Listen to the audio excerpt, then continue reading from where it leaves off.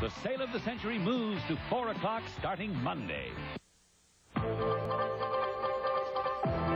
This is Eyewitness News with Kaity Tong, Ernie Anastos, Eli Zaret, and the Eyewitness News team.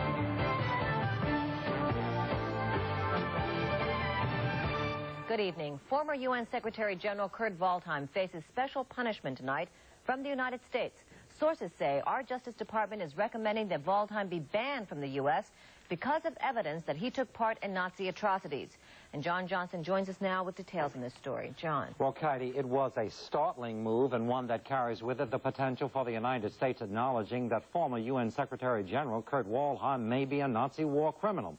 This coming today when the Justice Department moved to bar Waldheim entry into the United States. He was the UN Secretary General from 1972 to 1982. The 67-year-old Waldheim is now the leading candidate to win the presidency on May 4th in his native Austria. He has consistently denied charges that he was involved in mass deportations of Jews from Salonika, Greece, to the death camps in Auschwitz, or Nazi massacres of Yugoslav citizens. Waldheim claims he was only an interpreter and liaison officer in the German army. Today, Waldheim's son supported his father's claims. If they are only based upon the UN file, I know that we are talking about the tail end of a very unpleasant affair that has been disproven, and I'm quite confident that this matter will come to rest very soon. Despite the denials, the Justice Department's Nazi tracking unit has recommended that Waldheim be barred from the United States as a suspected war criminal after the agency got to see some secret documents. For the 10 years that Kurt Waldheim was the Secretary General of the United Nations, a secret file was kept in the UN archives on the Secretary General. It is those documents that the United Nations finally released to the United States, Israel, and Austria that may prove Kurt Waldheim's involvement in Nazi atrocities. The United Nations file on Waldheim reportedly shows the UN War Crimes Commission concluded in 1948 there was enough evidence to prosecute Waldheim for the murder of Yugoslav partisans and place Waldheim on its top priority A list of people who should be brought to trial because of clear-cut evidence against them. Since we know exactly the merit of those UN files and how they came to be, it will be possible to offset this, I'm sure, rather unpleasant situation. Now, the decision to bar Waldheim from the United States will be determined by Attorney General Ed Meese reportedly sometime next week. It could take longer. Thank you, John. And in a few hours, President Reagan leaves on a 12-day journey that will take him to Tokyo for a seven-nation summit. Foreign trade there heads for a formal agenda, but it is conceded the seven nations will really focus on how to stop international terrorism. And even as the president prepared for that trip, there came word today of yet another terrorist bombing. It happened this morning in London on Oxford Street. The powerful bomb ripped through a building housing American Express, American Airlines, British Airways, and nearby buildings were also damaged. But because it went off before dawn, there were no serious injuries. Police say the bomb probably was Arab-made. And here in New York, the Libyan ambassador said his nation certainly had no part in the bombing. Well, we have nothing to do. I think the British themselves, they said that the Libyans have nothing to do with this. And I think why we ask this question, because if anything happened here in this country or another part of the world, it's our responsibility. And in fact, said Ali Truckee, Libya has had nothing to do with any recent individual acts of terrorism, all of which Libya condemns. Fears of possible violence today in New York City schools turned out to be unfounded. Teachers and some local school boards had raised the safety issue following a court ruling that the schools had to stay open for Passover. Well, stay open they did, but teacher and student attendance was down drastically. Typical was PS 215 in Far Rockaway, where only 6 of the 56 regular teachers showed up, along with only 100 of 1,000 students. No safety problems, but even that was interpreted differently. First, a local school board official. You could have had accidents. You could have had people getting hurt in a lunchroom. You could have had just uncontrollable actions. I think they made a terrible mistake. This is no safety issue here. None at all. That's a phony issue. Mayor Koch, who toured schools in Bayside and other parts of Queens, says the real issue was that teachers wanted an extra 2 days of paid vacation. Well, tonight, Nassau County Police are wondering whether whoever fired random shots yesterday might be the sniper who killed a motorist along the Sunrise Highway Easter Sunday. And with that in mind, police scoured the brush today at Meadowbrook Parkway and Sunrise Highway. They found nothing. It was at that spot on Easter that a sniper shot out a tire to stop Anthony Sorrentino's car and then killed him. Today, police also released a composite sketch of a man seen at the location that day. A male, white, close to 6 feet tall, average build. They want to question him. The Empire State Building stands as a symbol of our great city. Today, it was the site of a daring stunt as two men jumped from the 86th floor and floated safely to the street below. After weeks of planning, two British parachutists this morning suddenly climbed over the guardrail of the observation deck on the 86th floor and jumped off. Part of the plan, a camera crew on hand to capture it all. Oh, my God. This jump was great. That building is unbelievably good fun. It was fantastic. It's a lovely day. It was really good. I've never enjoyed myself so much. God, I'm happy. That was such fun. It was really good. It's more than 1,000 feet to the sidewalk. Boyd got away.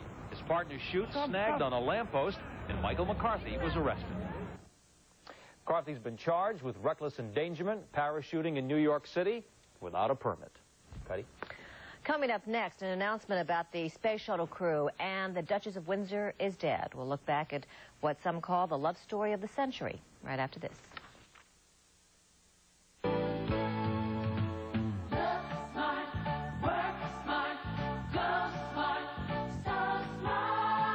Brand names for less at Marshall's. Smart for women, for men, for kids too. The more you compare, the more you'll agree at Marshall's you're buying smart. Look smart, work smart, go smart, so smart, Marshall's. Call for the store nearest you. Now that's smart. On the lookout for a machine with muscle? Take a gander at what you'll find at your tri-state Chevy dealers. A whole regiment of tough, hard-working, heavy-duty pickups, plus sturdy full-size and Astro cargo vans, and the rugged and ready S10 pickup. So if it's a pickup with power and pizzazz you're pining for, or a van with vim and vigor, you'll find it at your tri-state Chevy dealers. We got what you're looking for. 6.9 financing available on selected models. Gateway to Liberty, brought to you by the NYNEX Yellow Pages. My parents came from Russia around the turn of the century without a penny, without any education. All they had were their hopes and their dreams. I'm Newton Minow, a Chicago lawyer and a former chairman of the Federal Communications Commission. Because America's arms were open, all my children are in public service, and they're trying to pay our country back. So this guy walks in carrying this book. Usually his dirty shirts, pants suit. So already I'm suspicious. He says, "Hello, I'm from Southwestern Bell. Would you like to see our New York Yellow Pages?" He says, "Why should I look at yours? I got my own from NYNEX. Half my customers got my name from that book." Needless to say, I didn't take his book. But I did remove a small stain he had on his lapel. There's only one official Yellow Pages for New York telephone, the NYNEX Yellow Pages. Levitz Anniversary Sale, the most exciting furniture sale you've ever seen. Going on now at the Levitz near you.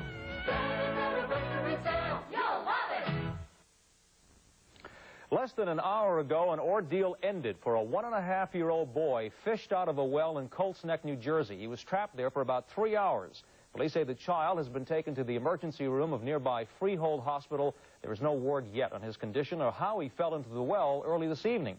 The well was just outside his farm home. At least 8 rescue units were involved in saving that boy. Tracy Egan has been at that scene. If we get any more information tonight, we'll have it a little bit later on in this newscast. Kaity.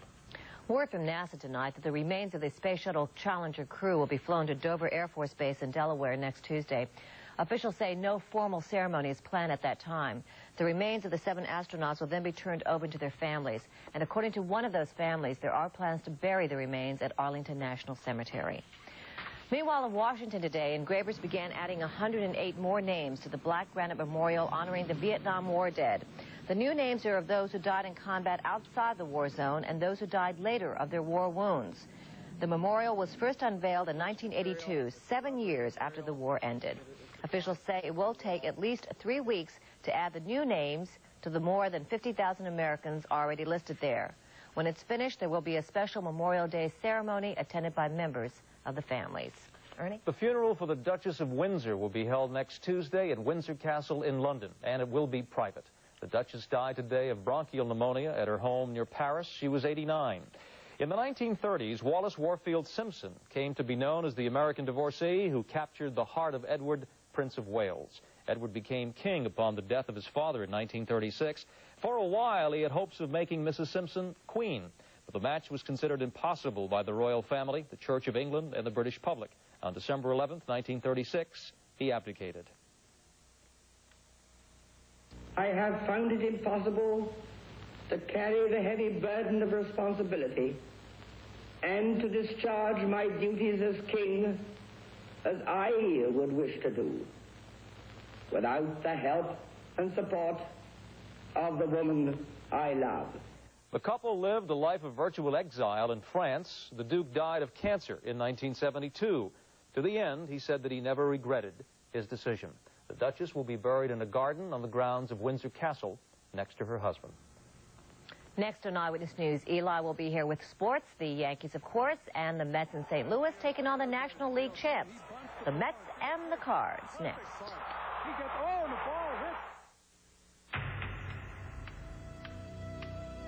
The automotive world knew it would come. It was only a matter of time. Acura, a new dimension in performance automobiles from a new division of American Honda. The Acura Legend V6 luxury touring sedan and Acura Integra sports sedans. Precision-crafted automobiles exclusively at Acura dealers. Switzerland and Finland are both neutral, peace-loving countries, except when it comes to cheese. You see, the Swiss created Swiss cheese, but the Finns perfected it. They call it Finlandia Swiss cheese, and Finlandia's fresh, mild, nut-like flavor and smooth texture is in a class by itself. That's why Americans eat more Finlandia than any other imported Swiss, and why a certain alpine country isn't so peace-loving anymore. Finlandia, we're giving Swiss cheese a new name. HFC Check Credit. It's like having a banker in your pocket. It lets you give yourself a loan whenever you need one. Just write a check, you've got a loan. Anytime, for anything. HFC Check Credit works like a credit card, only harder. It lets you borrow more at lower interest rates than most credit cards. See us about HFC Check Credit and see how simple it is to give yourself a loan. HFC Check Credit. It's like having a banker in your pocket. They come from all over the world to run. 151 sleek new driving machines from 33 manufacturers. This is the toughest race in the country. The Sales Marathon in New York, New Jersey, and Southern Connecticut. Every car is a runner-up, but one. Right now, Cutlass Sierra from Oldsmobile is '1 in this tri-state New York Marathon. Drive the Cutlass Sierra. Get 7.9% financing on Cutlass now. From your good old guy. It's Crazy Eddie's greatest microwave oven sale ever. Get microwave ovens and cookware during Crazy Eddie's greatest microwave oven sale ever. Crazy Eddie's prices are...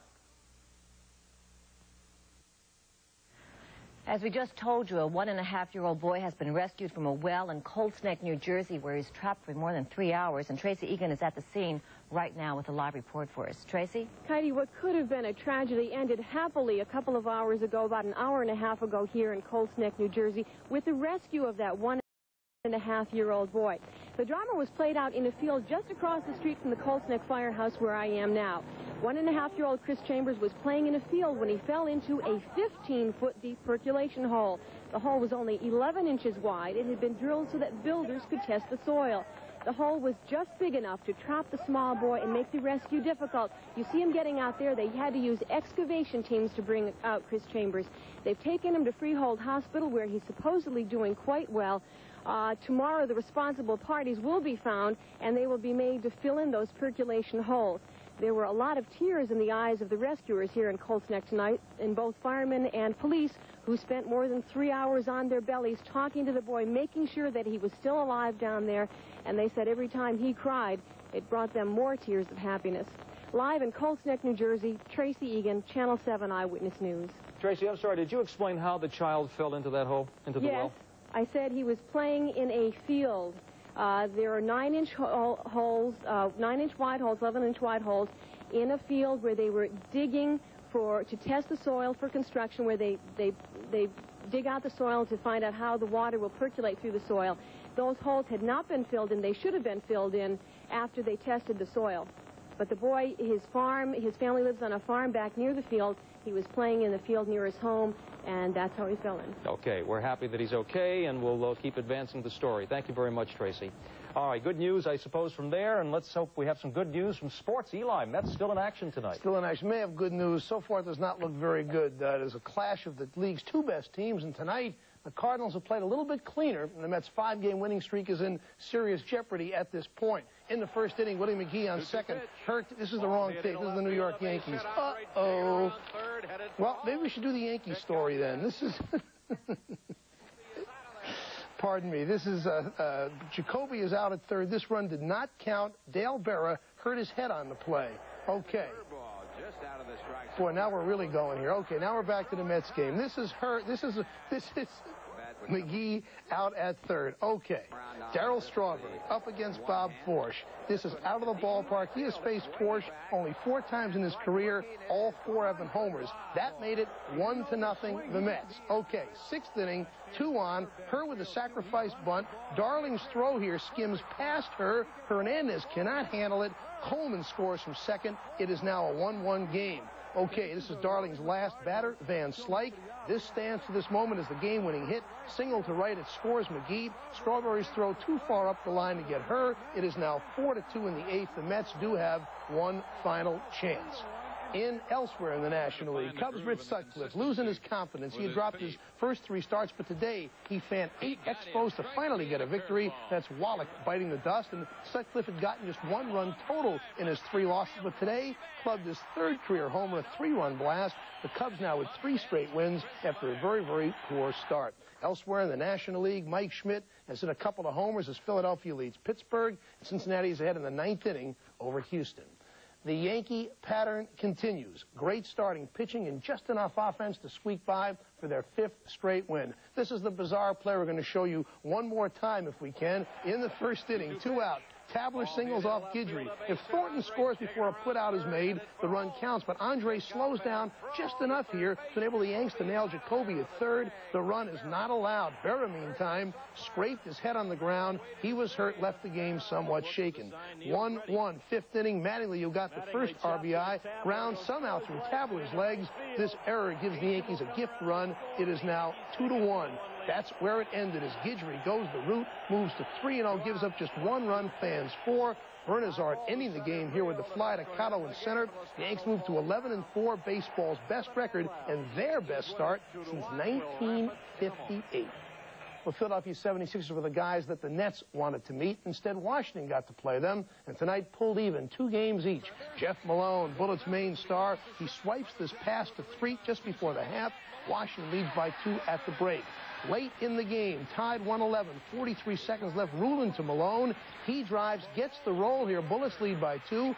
Sixers call time. Washington up 3, 8 seconds left. Robinson misses the free throw, but watch what he does. He rips off Dr. J, jams at home, ruining the Sixers' last chance, and sends the series on to Philly for the clincher. Well, the hockey playoffs have not followed predicted form, as all Ranger fans very well know. Rangers play Game 5 in Washington tomorrow night. Meantime, Calgary-Edmonton, this series has been a major surprise, too. Calgary led 2-1 going in. This is in the first period. Gretzky behind the net. He comes out here and slips it through Vernon's pads. Oilers are now leading 4-2 in the second period, hoping to even this series. Elsewhere in the playoffs, St. Louis beat Toronto 7-4. That series even at 2 games each.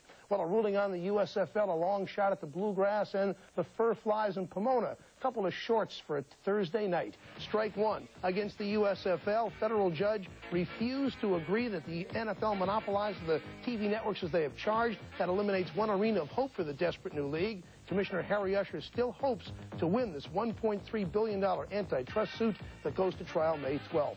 Today, a 20-1 shot. Bachelor Beau shocked him at the Bluegrass Stakes at Lexington, blowing away favorite Bolshoi Boy and Icy Groom. Bachelor Beau 0 for 6 in previous stakes races, now may try the Kentucky Derby. And at Pomona Racetrack, California last night, the number 2 horse Trips causes a horrifying and potentially deadly spill. Little jockeys and huge steeds flying all over the place. Amazingly, nobody was hurt. Still, mamas, don't let your sons grow up to be jockeys. Very dangerous. Yanks win. Mets are on the brink of defeat right All right, thank you, Eli. Still ahead tonight here on Eyewitness News, we have the forecast. It's beginning to look a lot more like springtime, and an opening night on Broadway for two of New York's greatest actors. Joel Siegel reviews The Petition, coming up.